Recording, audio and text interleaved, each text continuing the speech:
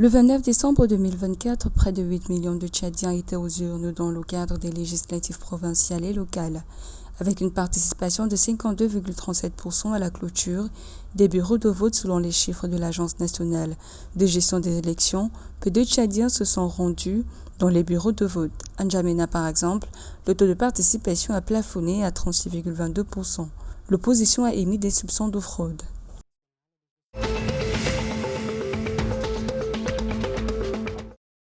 Selon la dernière note de conjoncture sectorielle du ministère de l'Économie et des Participations, l'indice composite des activités des industries du bois au Gabon s'est apprécié de 4% en glissement trimestriel. Cette progression, selon la note de conjoncture sectorielle produite par le ministère de l'Économie et des Participations, s'explique par la stabilité de la demande adressée par la Chine, notamment pour le bois de plaquage et le contreplaqué. Pour l'indice de production du contreplaqué, il a progressé de 19% par rapport au deuxième trimestre 2024. Au Cameroun, le Conseil régional de l'Adamawa a adopté un budget de 5,8 milliards de francs CFA pour l'exercice 2025. Ainsi, pour atteindre ses objectifs de développement, le Conseil régional de l'Adamawa a retenu 67 projets dans le domaine de l'éducation et 9 projets dans celui de la santé.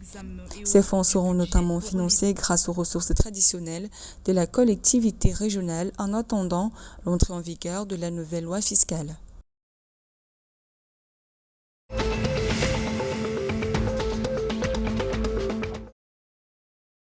En République du Congo, enseignants et étudiants de l'université Marienne Ngouabi de Brazzaville ont renoué avec le chemin de l'école le 30 décembre 2024. En effet, suite à l'avancée des négociations entamées avec le gouvernement, le personnel enseignant a décidé de lever le mouvement déclenché le 1er octobre 2024. Ainsi, dans une déclaration publiée le 27 décembre 2024 à Brazzaville, à l'issue d'une réunion des principales formations syndicales de l'université, le collège intersyndical a annoncé la levée du mot de grève.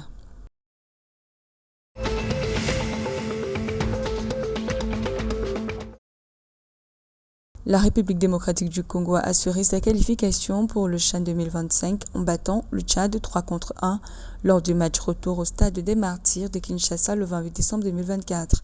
Les Léopards de la RDC seront ainsi présents au championnat d'Afrique des Nations 2025 prévu du 1er au 28 février 2025 dans 3 pays d'Afrique de l'Est que sont le Kenya, l'Ouganda et la Tanzanie.